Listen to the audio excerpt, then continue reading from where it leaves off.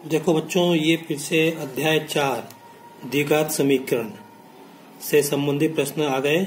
अभी तक हमने बहुपद और उसके बाद रैखिक समीकरण के बारे में चर्चा करी। अब हम अध्याय 4 द्विघात समीकरण के बारे में चर्चा करेंगे। तो बहुत सारी बातें हमको मालूम है कि देखिए, वर्ग समीकरण या द्विघात समीकरण की बात है। वर्ग समीकरण का मानक रूप क्या होता है? एक्स वर्ग प्लस बी एक्स प्लस सी बराबर 0, जहाँ ए बराबर नहीं 0। तो ये एक्स वर्ग का जो गुणांक है वो 0 नहीं होना चाहिए, बी और सी 0 हो सकते हैं, क्योंकि अगर एक्स वर्ग का गुणांक ए 0 हो गया तो ये वर्ग समीकरण नहीं होगा, ये क्या होगा? रैखिक समीकरण होगा। दूसरा, इसके दो हल होते हैं, घातांक 2 होती है, इसके दो हल होते हैं और इसी हल को अपन मूल कहते हैं। तो हम कहते हैं दो मूल हैं। मूलों का योग क्या होता है? माइनस बी बटे ए। मूलों का गुणा क्या होता है? सी बटे ए। हालांकि मेरे हिसाब से ये अपने को पुस्तक में नहीं दिया है मूलों का योग या गुणा, ये केवल बहुपद में दिया। जब हम बहुपद की बात करते हैं तो वहां शून्यकों का योग आता है, वो शून्यकों का गुणा आता है। यहाँ पे मूलों का योग और गुणा आ रहा है। इसका जो विभक्तिकर होता है बी स्क्वायर माइनस 4ac होता है। इस वर्ग समीकरण को या द्विघात समीकरण को हल करने की विधियां हैं, गुणनखंड विधि है, सूत्र विधि है और पूर्ण वर्ग विधि है। सूत्र विधि ये है, एक्स बराबर माइनस बी प्लस माइनस वर्गमूल बी स्क्वायर माइनस 4ac बटे 2 है। इसको हम श्रीधराचार्य विधि भी कहते हैं। इसके अंदर ये जो बी स्क्वायर माइनस 4ac है, इसको हम क्या कहते हैं? विभक्तिकर कहते हैं। तो यहाँ से जब हम इसमें ए बी सी के मान हम रख देते हैं, इसको हल करते हैं। एक बार हम लेते हैं प्लस साइन तो हमको एक मूल मिलता है, एक और उसके बाद माइनस साइन लेते हैं तो हमको दूसरा मूल मिलता है। यहाँ पे एक होती है पूर्ण वर्ग विधि, है ना। तो अभी मैं फिलहाल इतना ही, अभी मैं इसमें जो वस्तुनिष्ठ प्रश्न है वो मैं हल करने जा रहा हूँ। तो देखो, ये हमको ये दिया है, वर्ग समीकरण दिए हैं 1, 2 और 2 पीछे दिए हैं। तो इनमें से होता है किस वर्ग समीकरण के मूलों का योग 3 है। तो हमको मालूम मूलों का योग क्या होता है? माइनस बी बटे ए। तो यहाँ से इसमें आप देखें ए का मान 2 है, बी का मान -3 है, तो यहाँ से हमको 3 बटे 2 मिलेगा। तो इस समीकरण का मूल का योग 3 हो ही नहीं सकता है। यहाँ पे देखें ए का मान -1 है, बी का मान 3 है, तो यहाँ से हमको मिलेगा, मैं इसको हल करके बता। तो इसके मूलों का योग होगा माइनस 3 बटे 2। तो ये हो जाएगा 3 बटे 2, जबकि मूलों का योग 3 होना चाहिए, मतलब इसके तो मूलों का योग 3 नहीं आएगा। अब यहाँ पे अपन देखते हैं इसके अंदर क्या आएगा, ये माइनस और ये 3 बटे 1 -1, एक और -1 है ना यहाँ से, तो ये माइनस में तो 3, तो इसके मूलों का योग 3 होगा। और बाद में जो दिए हैं इसमें 2 कैसे ये दिए हैं, तो यहाँ भी इनके मूलों का योग जो है 1 आएगा और यहाँ पे भी 1 आएगा। तो ये तो हो ही नहीं सकता, तो दूसरा सही है। फिर इसके P square x square minus Q square P square बराबर 0। तो एक्स का मान क्या होगा? अगर आपको दिखाओ तो आप यहाँ से देखेगा, थोड़ा बारीक है। पी वर्ग एक्स वर्ग माइनस क्यू वर्ग पी वर्ग बराबर 0 है, तो एक्स का मान क्या होगा ये हमको दिए हैं।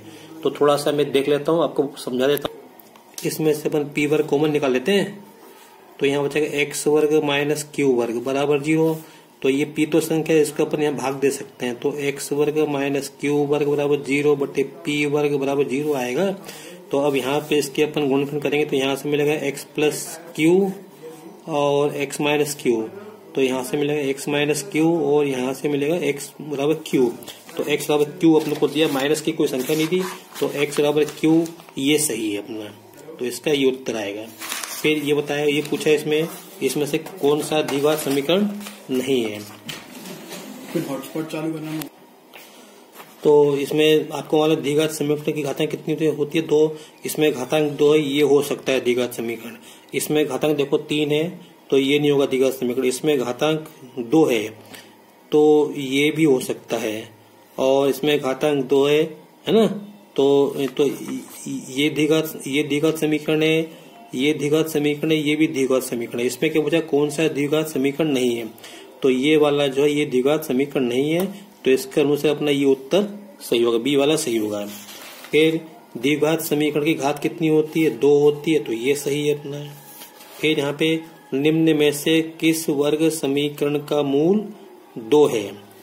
तो अब देखो अपने पास क्या ऑप्शन है, या तो अपने एक्स के स्थान पे 2 रख के देख लो, जिससे अपने को 0 मिल जाए वो इसका मूल होगा, और नहीं तो इसके अपन गुणनखंड करके देख लो। तो रख के देंगे, यहाँ पे 2 रखेंगे तो 2 का 4 आएगा, और यहाँ 4 रखेंगे तो 4 गुना 4 तो 16 आएगा प्लस 5। तो ये 0 नहीं हो रहा है ना, इससे 0 नहीं मिल रहा हमको, तो ये मूल नहीं है। फिर यहाँ पे x वर्ग 3x, x वर्ग प्लस 3x माइनस 12 इसमें मान रखेंगे तो 4 आएगा, प्लस 2 3 6 मिलेगा माइनस 12, तो इससे भी 0 नहीं हो, इससे भी नॉट इक्वल टू 0 आ रहा है, तो ये भी है ना, तो इसका समीकरण का मूल 2 है, तो इसका भी होनी है। फिर यहाँ पे 2x वर्ग माइनस 7x प्लस 6 मान रखेंगे तो 2 का 4, 4 दूनी 8 माइनस 7 दूनी 14 प्लस से 8 और 14, 14 में से 14 तो ये 0 हो रहा है। तो इसके बाद इस समीकरण का मूल 2 है, ये 2 है। ये वाला जो समीकरण है, ये वाला जो है, इससे ये x का मान 2 रखो तो ये 0 हो रहा है, तो ये जो वर्ग समीकरण का मूल 2 है। इसका अपन ट्राई कर लेते हैं इसका है कि नहीं। तो मैं देखते हैं यहाँ पे ये 3x वर्ग माइनस 6x माइनस 2 रख के देखो, x के 2 रखा, 2 दूनी 4, 4 3 12 माइनस 2 6 दूनी 12 प्लस माइनस 2, तो ये कट जाएगा, लेकिन 2 बच रहा है, तो ये नॉट इक्वल टू 0, इसलिए ये भी इसका मूल नहीं है, तो इसका मूल है। अब ये जो प्रश्न है इसमें छपा नहीं है, पूरा प्रश्न नहीं छपा, इसलिए मैं अभी इसको छोड़ रहा हूँ। आगे देखता हूँ मैं। अगर मैं इस प्रश्न को देखूं यहाँ पे, तो इसमें भी कुछ गैप सा है, तो अपन तो इसको 2x वर्ग माइनस x प्लस 1 1 बराबर 0 पढ़ते हैं। इससे देखते हैं कि अपने को इनमें से किसके वास्तविक मूल है, ये अपन देखते हैं। तो अपन क्या करते हैं, यहाँ पे इसका अपन विभक्ति का निकाल के देखते हैं। तो इसके मूलों की प्रकृति कैसी है, इसके लिए हम b स्क्वायर माइनस 4ac का मान निकाल लेंगे।